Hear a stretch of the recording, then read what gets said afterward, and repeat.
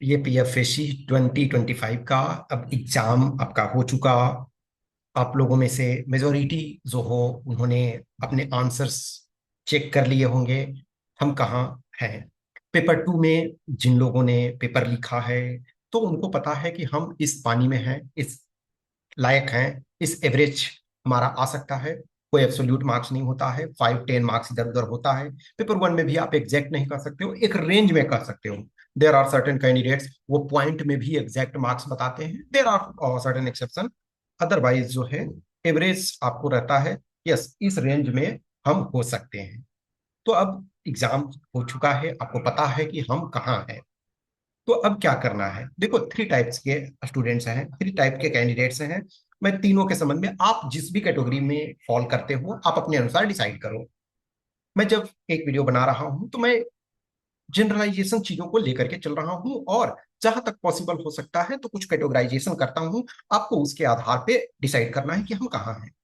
पहले कैटेगरी में वो हैं जिनका, जैसे हमने ऑलरेडी बोला कि जो भी कट ऑफ होता है उस पे 20% मोर है, तो वो एक तरह से इन नॉर्मल, एक्सेप्शन छोड़ दिया जाए तो वो सेफर साइड में होते हैं। जिन कैंडिडेट्स का कट ऑफ से सपोज 10% प्लस है उनके प्रोबेबिलिटी हाई होते हैं। लेकिन जिनके कट ऑफ से आसपास है, 2%, 4%, 5% ऊपर है कट ऑफ से, तो वो भी एक तरह से आप डुबियस डाउट में ही हो कि क्या होगा। सपोज करो कि कट ऑफ जितना हुआ और उसे 5 मार्क्स एक्स्ट्रा हुआ। अब 5 मार्क्स एक्स्ट्रा हुआ तो इंटरव्यू में आपको 125 लाना पड़ेगा, आपको 120 लाना पड़ेगा।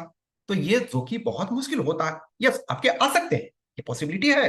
इनफैक्ट जो एकदम बॉर्डर पे भी हो उनके पास भी चांसेस है, लेकिन नॉर्मली आपका यदि जो कट ऑफ है उसे 20% कट ऑफ का ऑलरेडी हमने रफ में बता दिया है। और जो भी है एग्री डिसएग्री ये आपका चॉइस है, और it is your life, you have to decide. हमारा काम है कुछ चीजों को एक्सप्लेन करें, कुछ चीजों को बताएं। तो यदि आपका सपोज करो कि कट ऑफ से मिनिमम 10%, जो cut off in the sense अभी तो नहीं पता है, लेकिन जो हमने बताया या आपको जो लगता है, यदि आपको लगता है कि कट ऑफ बहुत कम जाएगा तो आप उससे 20% ले लो। आपको जो लगता है, जो हमने बताया वो मुझे लगता है, जो आपको लगता है सपोज कि 200 कट ऑफ जाएगा, उससे आप 20%, 10% कैलकुलेट करो। आपको लगता है 150 जाएगा कट ऑफ दोनों पेपर मिला के, तो आप उससे कैलकुलेट करो। तो जो भी आप एटलीस्ट मिनिमम 10% प्लस हो, तो आपके पास एटलीस्ट है कि संभव बहुत अच्छा चांसेस है कि आप फाइनल में आपका नाम आ जाएगा। तो अभी आप लोग यदि आप उस कंडीशन में हो कि आपका एग्जाम अच्छा गया है, यानी कि आप कट ऑफ से काफी अच्छा ऊपर हो, जो कि फाइनल मेरिट लिस्ट में आपको ला देगा। कंडीशन ये है कि आप फिजिकल में क्वालिफाई हो जाओ। फिजिकल में क्वालिफाई हो गए तो इंटरव्यू देने का मौका मिलेगा, और फिर ऑब्वियसली फाइनल सिलेक्शन के लिए मेडिकल में भी क्वालिफाई होना जरूरी है। क्योंकि फिजिकल और मेडिकल का थोड़ा क्राइटेरिया इस बार चेंज हुआ है, इन द सेंस से कि फिजिकल तो इंटरव्यू के पहले हो जाएगा लेकिन मेडिकल बाद में होगा। तो अभी एक सप्ताह के लिए थोड़ा रिलैक्स रहो, घूमो टहलो, जरूरी देखो दुनिया के जितने भी महान पर्सन को देखते हो, एक्सेप्शन को छोड़ दिया जाए तो हर कोई इधर से उधर घूमते हैं। इधर से उधर घूमते का मतलब है कि ट्रैवलिंग, टूरिज्म, फैमिली, फ्रेंड्स जिनके पास आपको मिलने का। मैं खुद भी ट्राई करता हूँ कि जहाँ पॉसिबल हो सकता है घूमने का, हमेशा मैं, इनफैक्ट मैं तो ट्रैवलिंग में ही रहता हूँ।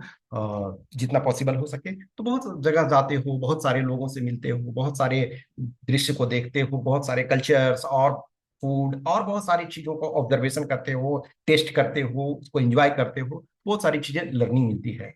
तो जिन लोगों को लगता है कि हम बहुत दिन से एग्जाम के प्रिपरेशन के प्रेशर में कहीं नहीं जा रहे थे, तो जाओ आप घूमो टहलो, दोस्तों के साथ टूर में जाओ, जहां तक पॉसिबल हो सकता है। जिनके पास जितनी कैपेसिटी है और जितने जितने इंटरेस्ट हैं, बहुत सारे फैक्टर्स मायने रखते हैं। बहुत सारे लोग हो कि घर नहीं गए होंगे, कोई 2 महीने, 3 महीने, 5 महीने, 6 महीने से, जैसा भी, तो आप घर जाओ, जो भी अच्छा बुरा एक्सपीरियंसेस शेयर करो। क्योंकि आपका चांसेस अच्छा है तो आप आराम से अच्छे तरीके से घर जा सकते हो, घर वाले भी आपको अच्छे तरीके से सम्मानित रूप से देखेंगे, ठीक है ना। तो पूरे एक सप्ताह एक तरह से टाइम दो अननेसेसरी चीजों को, पढ़ाई पढ़ाई पढ़ाई पर ही नहीं, कुछ एक्स्ट्रा चीजों को देखो। कुछ बुक्स वगैरह जैसे आउट ऑफ सिलेबस यदि आपको पढ़ने का मन था, सपोज कोई कॉमिक पढ़ने का मन था, कोई नोवेल पढ़ने का मन था, कोई ऑटोबायोग्राफी पढ़ने का मन था, कुछ और सी चीजें, तो उसको पढ़ो। 1 week means extra, other than जो सिलेबस के बुक्स है उसके एक्स्ट्रा करिकुलर एक्टिविटीज करो। उसके बाद एक सप्ताह, सपोज किसी को लगता है ठीक है 10, 10 डेज, 15 डेज जितना कर सकते हो, लेकिन 1 वीक कम से कम। उसके बाद आपको क्या करना है कि जो फिजिकल थोड़े थोड़े आपको वर्क करना स्टार्ट करना है। फिजिकल बहुत ज्यादा टफ नहीं है, लेकिन फिर भी हमने देखा बहुत सारे बच्चे लॉन्ग जंप में फेल हो जाते हैं। इसका कारण क्या है कि आप सफिशियंट प्रैक्टिस नहीं करते हो और प्लस कॉन्फिडेंस नहीं रखते हो। कॉन्फिडेंस का भी गेम है और प्रैक्टिस का। तो आप थोड़े थोड़े फिजिकल फिजिकल में रनिंग से स्टार्ट करो धीरे धीरे करके, और फिर लॉन्ग जंप वगैरह थोड़े करो, और बाद में फिर शॉर्ट पुट वगैरह का, मतलब शॉर्ट पुट का कोई उतना जरूरत नहीं, एक दो बार कहीं मिलता है मौका तो उसको कर लेना। अदरवाइज रनिंग सबसे पहले स्टार्ट करना है, थोड़े स्टेमिना स्ट्रेंथनिंग एक्सरसाइजेस। प्लस यदि आपका ओवरवेट है तो उसको कम करने की कोशिश करना है, तो रनिंग वगैरह करोगे तो वो कम हो जाएगा। तो पहले कंडीशन में वो है जिनका पेपर अच्छा गया। दूसरे कंडीशन में वो है जिनका पता नहीं है। पता नहीं इन द सेंस है कि 5 नंबर एक्स्ट्रा हो गया तो सिलेक्शन हो जाएगा, इन द सेंस की रिटर्न क्वालिफाई हो जाएंगे, और 5 नंबर कम आया तो रिटर्न नहीं क्वालिफाई। यदि आप रिटेन क्वालिफाई करने में डाउट हो, इसका मतलब है कि यदि आप रिटेन क्वालिफाई भी कर जाओगे तो आपके लिए फाइनल मेरिट लिस्ट में आना मुश्किल होगा। लेकिन एडवांटेज ये है कि वंस रिटेन क्वालिफाई कर जाते हो, वर्स्ट केस में यदि फाइनल सिलेक्शन नहीं भी होता है तो आपको एक्स्ट्रा प्लेसेस पे इंटरव्यू देने का मौका मिलेगा, एक्स्ट्रा अदर ऑर्गेनाइजेशंस में जाने का मौका मिलेगा, तो ये गोल्डन अपॉर्चुनिटी है।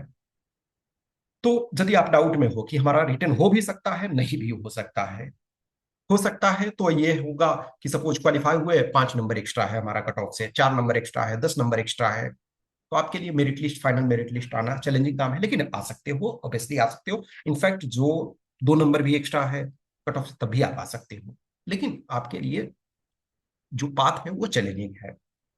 तो अभी 1 सप्ताह 10 दिन थोड़ा रिलैक्स रहो। उसके बाद जब 1 सप्ताह 10 दिन रिलैक्स होने के बाद अपने को थोड़ा इंट्रोस्पेक्ट करो। इंट्रोस्पेक्ट करो कि कहाँ हमसे मिस्टेक हुआ।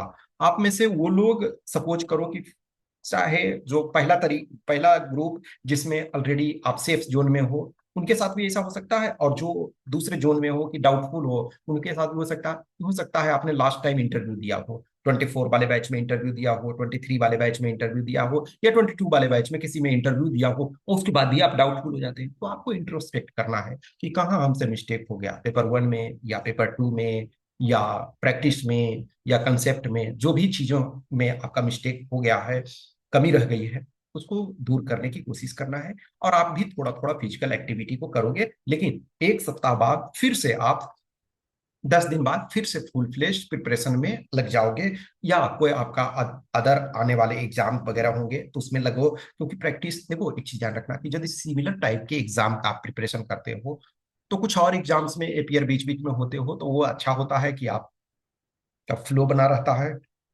कुछ रियल टाइम में आपको प्रैक्टिस करने का मौका मिलता है, तो आपको करना है। तो इंट्रोस्पेक्शन बहुत जरूरी है कि यस हम कहाँ मिस्टेक्स किए हैं, और सारे चीजों को देखते हुए थोड़ा सा एक्स्ट्रा पुश करना है। देखो ये, यदि हम 180 मार्क्स ला रहे हैं पेपर 1 पेपर 2 मिला करके, तो या सपोज करो कि 90 किसी का पेपर 1 में आया और किसी का 120 आ रहा है, तो ऐसा नहीं है कि किसी का 90 पेपर 1 में आ रहा और किसी का 120, तो ये 120 वाला बहुत ज्यादा सुपीरियर है, नहीं।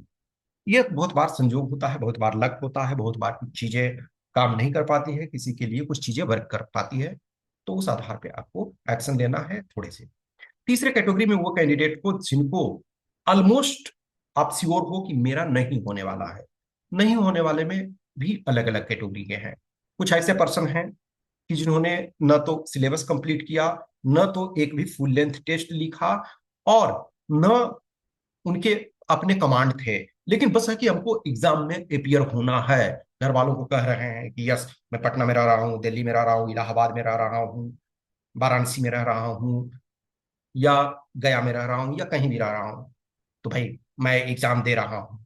और आप खुद जानते हो कि आप कितने पानी में हो। तो एक तो ऐसे कैंडिडेट हो कि जिनका होना बहुत मुश्किल वाला काम है, लेकिन एग्जाम तो दे रहे हैं, बहुत सारे ऐसे हैं। तो अवश्य में आप अपने आप को सोचो कि क्यों इस एग्जाम को दे रहे हो। सिर्फ एग्जाम देना आपका मकसद है या सिलेक्शन? यदि सिलेक्शन मकसद है तो सीरियस हो जाओ, सीरियस प्रिपरेशन। एक वो कैंडिडेट हो जिनका यदि सपोज करो कि नहीं हो रहा है, तो वैसे कुछ कैंडिडेट हो गए कि पेपर 2 आपका प्रिपरेशन अच्छा था, आपका पेपर 2 में सपोज करो कि आप 90 ला रहे थे, लेकिन पेपर 1 में ही आप कट ऑफ क्लियर नहीं कर पा रहे हो सकता है 80 आ जाए, जनरल कैटेगरी के हो 80 आ गया, या आप अदर रिजर्व कैटेगरी में हो और आपका जो कट ऑफ जाएगा उससे 10 नंबर, यदि आपका पेपर 1 अच्छा भी है सॉरी, पेपर टू अच्छा भी है लेकिन पेपर वन ही आप क्वालिफाई नहीं कर रहे हो, तो आपको पता ही नहीं चलेगा कि पेपर टू में कितना मार्क्स आया, क्योंकि सबसे पहले तो आपको पेपर वन क्वालिफाई करना पड़ेगा, तब आपका पेपर टू चेक होगा। तो वैसे कंडीशन में आप सबसे पहले अपने को एक दो दिन में इंट्रोस्पेक्ट करो, एक दो दिन में देखो कि हमसे क्या क्या मिस्टेक हुआ है। बहुत सारे ऐसे कैंडिडेट्स एवरी टाइम होते हैं कि सर ऐसा है कि मैं सोच रहा हूँ टेस्ट लिखने के लिए, और वो 2 साल से सोचते रहते हैं। बहुत सारे ऐसे कैंडिडेट्स जुड़े हुए रहते हैं। कुछ ऐसे होते हैं कि सर ठीक है अगले सप्ताह लिखेंगे, और अगले सप्ताह नहीं आता है। कुछ ऐसे हैं कि सर मैं ये कर रहा हूँ, ठीक है ना, बिल्कुल ठीक है, फिर उसके बाद 3 महीने सर कॉन्फिडेंस नहीं आ रहा। तो ऐसी सिचुएशन में हो तो आपको कहीं भी जहां मिलता है जगह, आप किसी मेंटर से जुड़ो, किसी टीचर से जुड़ो। कंपटीशन बहुत है, जब आपका सिलेक्शन होता है तो आपके पास रिवार्ड भी अच्छा है। एक साधारण आदमी के लिए, एक साधारण फैमिली से जब बिलोंग करते हो ना, तो गवर्नमेंट जॉब बहुत आपके लिए हेल्पफुल होता है। देखो मेरे बहुत सारे फ्रेंड्स हैं जो प्राइवेट सेक्टर में हैं, इनफैक्ट मैं समझता हूँ कि मेरे क्लोज फ्रेंड में जितने गवर्नमेंट में है उससे बहुत ज्यादा प्राइवेट सेक्टर में है, क्योंकि हर पर्सन के पास सपोज करो कि 10-15 कैंडिडेट्स ऐसे होते हैं जो क्लोज वाले होते हैं। तो मैं देखता हूँ मेजोरिटी जो है मेरे फ्रेंड्स प्राइवेट सेक्टर में है। क्यों? क्योंकि उनके लिए ठीक है लगा कि हम अपना वहां स्टेब्लिश कर लेंगे। लेकिन जो middle class, lower middle class से हो, तो गवर्नमेंट जॉब आपके लिए शायद रेपुटेशन और फाइनेंशियल स्टेबिलिटी और बहुत सारे चीजों के लिए फायदा होता है। तो अपने आप को इंट्रोस्पेक्ट करो कि हम किस कैटेगरी में हैं। सिर्फ हम एग्जाम में अपियर होने के लिए अपियर हुए थे, या सिलेक्शन लेने के लिए अपियर हुए थे? यदि सिलेक्शन लेने के लिए अपियर हुए थे और कुछ मार्क्स कम पड़ रहे हैं, तो आप उस पर टाइम लगाओ। एक चीज ध्यान रखना, बहुत सारे ऐसे बच्चे को हमने देखा है कि एक बार रिटन क्वालिफाई हो जाते हैं तो वो सोचते हैं कि अब मुझे किसी से गाइडेंस लेने की जरूरत नहीं है। हमेशा ध्यान रखो कि हमें फ्लो में रहने की जरूरत होती है और कंटिन्यूअसली असिस्टेंस लेने की जरूरत होती है। आप क्रिकेट लो इंडिया में, मैं बार बार, जैसे मेरा क्रिकेट में इंटरेस्ट ना होने के बावजूद भी मैं क्रिकेट का एग्जाम्पल बहुत बार देता हूँ। इस वजह से देता हूँ कि क्रिकेट इंडिया में बहुत ज्यादा लोकप्रिय है, बहुत ज्यादा फेमस है। बहुत सारे ऐसे बच्चे होते, मतलब होते हैं कि जो क्रिकेट को देखते हैं, मैं अपने स्टूडेंट्स में ही देखता हूँ, हॉबीज वगैरह। तो क्रिकेट इस वजह से कि शायद ज्यादा आप बेटर समझता हूँ।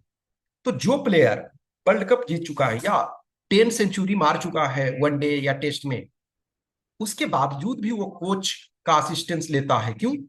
क्योंकि आपको निरंतर अपनी गलतियों से सीखते रहना है। निरंतर आपको कोई हो जो समझाने वाला हो, कोई डांटने वाला हो, कोई बताने वाला हो।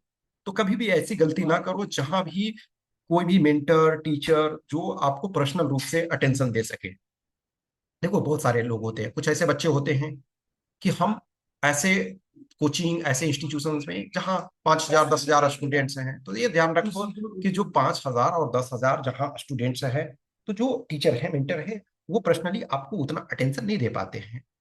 लेकिन कुछ ऐसे टीचर हैं कि यदि उनके पास 10,000 भी स्टूडेंट है, लेकिन कुछ ऐसे लिमिटेड बच्चे हैं जिनको पर्सनल रूप से वो गाइडेंस देते हैं, पर्सनल रूप से टाइम देते हैं।